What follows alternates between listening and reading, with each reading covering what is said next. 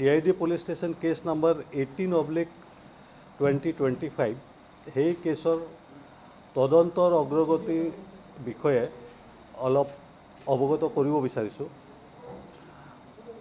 কেছটোৰ তদন্ত প্ৰায় আমি চূড়ান্ত পৰ্যায়তো আহি পাইছোঁ। আমি অহা 12 ডিচেম্বৰত কেছটোৰ চাৰ্জশ্বিট আদালতৰ সন্মুখত দাখিল কৰিম। 12 ডিচেম্বৰ অহা 12 ডিচেম্বৰত আমি কেছটোৰ চাৰ্জশ্বিট দাখিল কৰিম। সেইখিনি মই আপোনাক লোকক জনাবলৈ আজি আহ্বান কৰিছিলোঁ।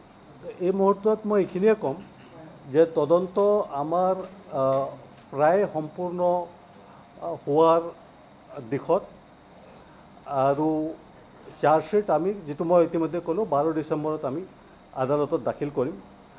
বাকী সবিশেষ আমি আদালতত যেতিয়া চাৰ্জশ্বিট দিম তাত গোটেইখিনি তথ্য থাকিব। আপোনালোকে জানে যে আমি 7জন মানুহক এৰেষ্ট কৰিছিলোঁ আৰু সাক্ষী হিচাপে আমি এতিয়ালৈকে 300ৰো অধিক মানুহৰ সাক্ষ্য গ্ৰহণ কৰিছোঁ। চাৰ্জশ্বিট বৰ্তমান এখনেই দিয়া হ'ব।